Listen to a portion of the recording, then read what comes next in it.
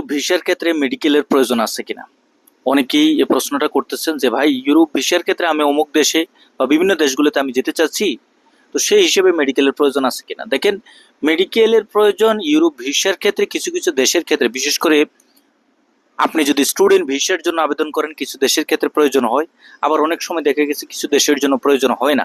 সুতরাং কাজের ভিসার ক্ষেত্রেও অনেক ক্ষেত্রে প্রয়োজন হয়, আবার অনেক ক্ষেত্রে প্রয়োজন হয় না। দেশভিত্তিক বিভিন্ন নিয়ম কানুন বা বিভিন্ন ধরনের রিকোয়ারমেন্টস গুলো থাকে।